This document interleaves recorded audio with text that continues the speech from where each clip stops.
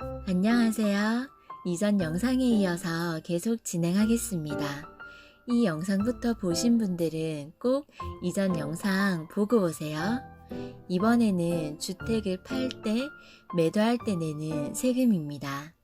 우리가 구입한 금액보다 더 높은 금액으로 팔았을 때 그때 생기는 양도 차익에 대해 양도소득세를 내게 됩니다. 1세대 2주택으로 양도소득세가 과세되는 상황이라면 공동명의를 통해 세금을 절감할 수 있습니다. 이 부분이 부동산 단계별로 내는 세금 중에서 가장 큽니다. 그래서 부부 공동명의일 때 가장 큰 혜택 중 하나가 양도소득세인데요. 왜냐하면 양도소득세도 주택이 아니라 양도 소유자별로 과세되는 인별과세라 공동명의가 유리합니다. 그리고 누진과세라서 누진율이 적용되는데요. 즉, 양도 차익이 커지면 커질수록 세금을 더 많이 부과합니다. 그런데 부부 공동명의로 하면 인당 부과되기 때문에 분산되는 효과가 있어서 각자의 양도 차익이 작아집니다. 그래서 낮은 세율이 적용되어 세금이 낮아지는 효과가 있습니다. 참고로 세대 기준 1주택 규제지역 9억 이하의 경우 거주 2년을 해야만 양도세가 비과세가 됩니다. 즉 2년 살면 양도세가 없죠. 9억 초과일 경우 9억 초과분에 대해 별도 양도세가 발생하게 됩니다. 이 부분은 추후 양도세 관련 별도 주제로 영상을 제작하도록 하겠습니다. 비규제 지역은 거주 요건이 없습니다. 등기치고 2년만 보유하시면 됩니다. 즉 2년 전세 한 바퀴 주시면 비과세 됩니다. 게다가 양도소득세에서 공동명의일 때 또 다른 혜택이 있습니다. 인적 기본 공제가 1년에 250만 원인데 단독 명의일 경우 250만 원만 적용받지만 부부 공동 명의일 때는 각각 250만 원씩 총 500만 원을 공제받을 수 있습니다. 이해를 돕기 위해 다주택자 비규제 지역에서 주택 양도할 때를 기준으로 단순하게 차이를 비교해 드리겠습니다. 예를 들어 A씨가 아파트를 4억에 사서 5억에 팔았습니다. 양도 차익이 1억 원이 생겼다고 가정해 볼게요. 단독 명의라면 인적 공제를 한 사람분인 250만 원을 양도 차익에서 제외합니다. 1억에서 250만 원을 빼면 9,750만 원이 양도 차익이 됩니다. 9,750만 원에 대한 세율은 일반 세율표에서 1,200만 원까지는 6%, 1,200만 원에서 4,600만 원까지는 15%, 4,600에서 8,800까지는 24%, 8,800만 원 이상에서는 35%입니다. 이걸 적용해서 단순 계산해보면 양도세가 1,922만 원이 나옵니다. 하지만 부부가 5대5로 공동명의로 했다면 우선 인적 공제를 2명 받게 되죠. 250만 원이 2번이니까 500만 원을 제외합니다. 1억에서 500만 원을 빼면 9,500만 원이 양도 차익이 됩니다. 이 차익을 또 둘로 나누면 부부 각각 4,750만 원이 양도 차익이 되네요. 그럼 또 똑같이 일반 세율표를 보고 계산해보면 한 명당 양도소득세가 618만 원이 나옵니다. 2명 내야 하니 총 1,236만 원이 됩니다. 단독 명의일 때는 1,922만 원, 공동 명의일 때는 1,236만 원, 부부 공동 명의로 하면 686만 원이나 아낄 수 있습니다. 보시는 바와 같이 단독 명의로 하면 부부 공동 명의로 할 때보다 50% 이상 양도세를 더 내게 됩니다.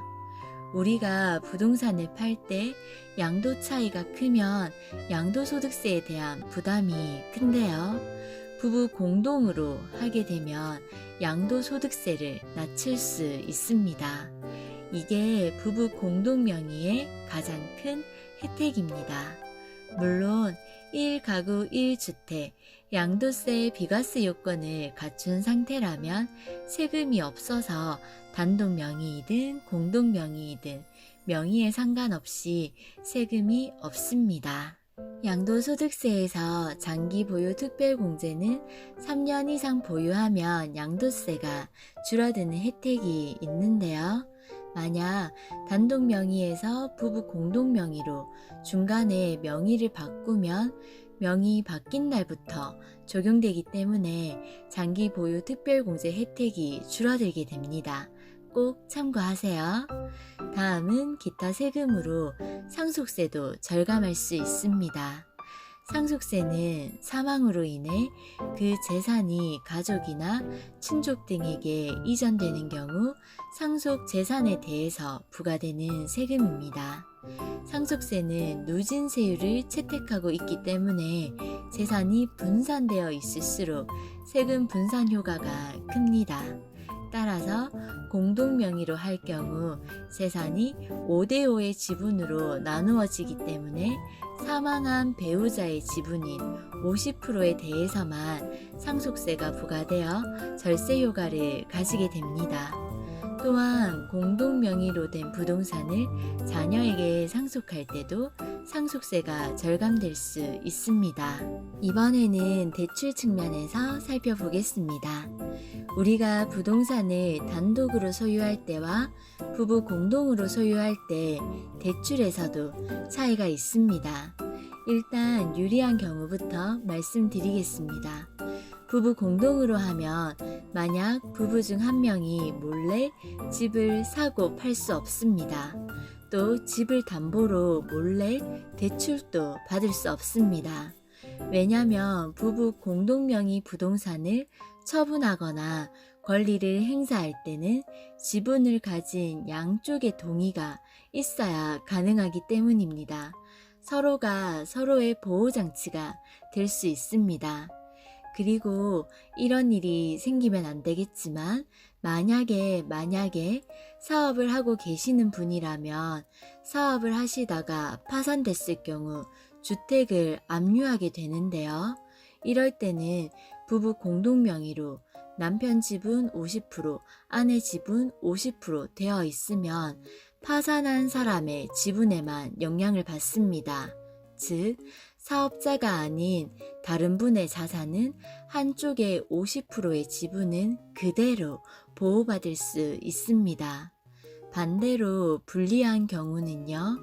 주택담보대출을 받을 때는 부동산만 보는 게 아니라 부동산을 소유한 사람의 직업상태, 소득, 신용상태를 보고 대출 금액과 금리가 정해집니다. 공동명의라면 두 사람의 소득과 신용상태를 통합적으로 보게 됩니다. 두 분 중 한 분의 신용이 낮은 상태라면 불리하게 작용됩니다. 두 사람을 합산하여 대출 금액과 이율이 정해지는데요. 그래서 부부 공동명의일 때 한쪽의 상황이 좋지 않다면 대출 시 불리하게 작용됩니다. 또 부부 공동명의 시 장점이자 단점이 될 수 있는 부분인데요. 서로가 서로의 보호장치가 된다는 장점이 있지만 공동명의일 때는 주택을 취득할 때도 같이, 양도할 때도 같이, 대출할 때도 같이 가야 합니다. 재산세도 각각 내야 하니 조금 번거로울 수 있습니다. 더군다나 맞벌이 부부라면 평일에 휴가를 같이 써야 하니 금쪽 같은 휴가를 부동산 업무 보는데 써야 합니다. 전반적으로 공동명의가 유리한 점이 많습니다. 그만큼 유의해야 할 점도 있는데요. 부부 공동명의 혜택을 보니 유리한 점이 많은 것 같아서 지금 도중에 공동명의로 바꾸려고 하시는 분들 눈 크게 뜨시고 귀 쫑긋 하시고 들어주세요. 부부 공동명의는 꼭 취득할 때부터 진행하셔야 합니다. 만약에 최초 부동산 매매 시 단독 명의로 구매하시고 나중에 단독 명의에서 공동 명의로 변경하시려고 하면 이 과정에서 증여세, 증여취득세, 법무사 비용 등 각종 수수료가 발생할 수 있습니다. 먼저 고가인 주택을 공동 명의로 할 때 증여세가 발생하는데요. 증여세는 증여에 의하여 재산이 무상으로 이전되는 경우에 부과되는 세금입니다. 예를 들어 20억인 집을 부부 공동 명의로 할 경우 단순 계산하면 배우자에게 10억 원을 증여하는 셈이죠. 그런데 부부 간 증여액은 10년 동안 6억까지 가능합니다. 부부 간 6억 이하는 증여세가 비과세입니다. 그럼 이 경우에는 초과되는 4억 원에 대해서는 증여세가 발생합니다. 부부가 맞벌이라서 부부 모두 자금 출처가 분명한 소득이 있으면 공동 명의를 해도 소득이 있기 때문에 증여세에 문제가 없습니다. 한쪽이 사들이는 거니까 증여하는데 문제가 없습니다.